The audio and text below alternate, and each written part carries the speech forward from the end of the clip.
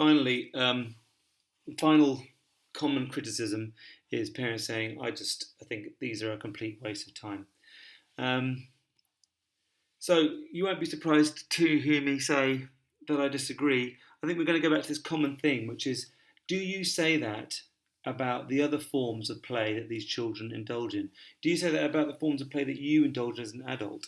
Would you, I don't understand why people say reading a book is not a waste of time. I guess you would say watching TV can be a waste of time. Watching films, traveling, playing football, swimming. There's this kind of, we're making, I think, judgments about the quality and the appropriateness um, of what is effectively a play experience. And I think we need to kind of move the conversation forward from just being, if it's a video game, it's a waste of time. If it's reading a book, it's not a waste of time. I just think it's unfair. So when we're looking at time as an issue, a common question is, well, how much is too much? This is from a survey in the States. And I think 8 hours a week is a fairly healthy game diet appetite, I guess you could say. I've talked before about the fact that I think you need to be consistent about screen time. And it's not about gaming, I think it's about the amount of time kids spending looking at screens. Differentiate between looking at the screen for work, as in homework, or looking at the screen for play. And then, if they're watching TV, if they're playing games, that's screen time. And like a typical film could easily be 2.5 hours. So why would you not say playing games for 2.5 hours instead of watching the film? I'd say that's perfectly acceptable. So we've got these three forms of media, and we need to have balance in our consideration. Like, I don't want my kid just playing books. I don't want them just playing games. I don't want them just watching TV. I'm happy for them to do all three of those to a certain extent, and I think we need to be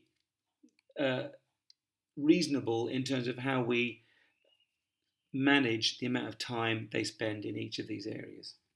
So a little formula I found to be useful is to sort of correlate these. So I correlate reading and TV time. So I say I want you to spend time reading, and I want you to spend time watching things via video which are appropriate. At the same time, I want you to spend time actively engaging with three-dimensional simulations that are called video games, but I also want you to spend time out there in the three-dimensional world, playing and running and jumping up and down. If you look at this, what I'm trying to equate here is active activities versus passive activities. So I would say that reading and watching TV are both quite passive. Now, as I said before in a different chapter, just because it's active doesn't mean it's not valid.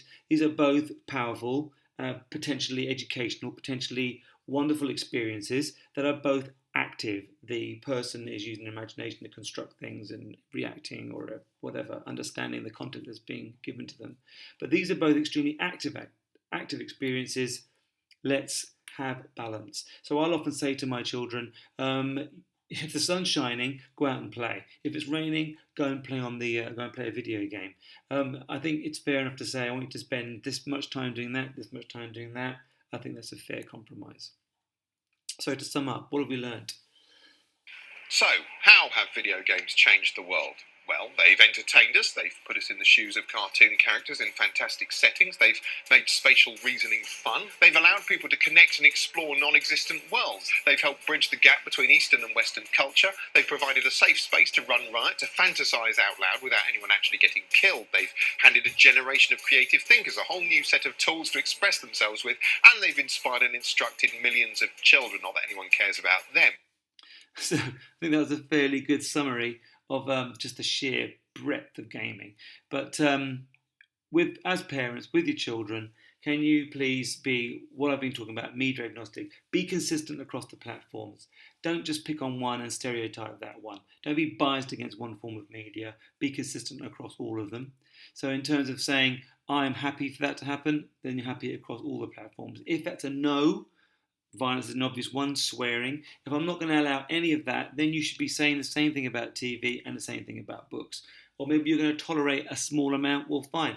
But do that consistently across all the different forms of media that your child experiences.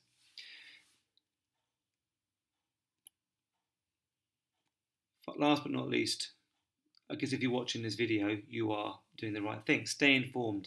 Go to websites, talk to other parents, get in contact. Find out what's going on, because I think if you rely too much on mainstream media, as we talked in an earlier chapter, you're likely to get an overly negative bias. in all of these areas, but particularly gaming is being picked on at the moment. Because we've said all new forms of media undergo this kind of process where when they first get launched, there's a lot of criticism and later on they settle down. And be prepared to be surprised. I mean, you may find things in these contents, even in books, that are things you weren't expecting. Have conversations with your kids. Keep the lines of communication open. Be prepared to be surprised. So, my name's Sean McHugh. I'm a digital literacy coach at the United World College of Southeast Asia. If you want to talk to me about these things, you can contact me. I'm Protein Teacher on Twitter. And keep the lines of communication open. Farewell. My bits and pieces of information are down here. Feel free to contact me if you'd like to know more.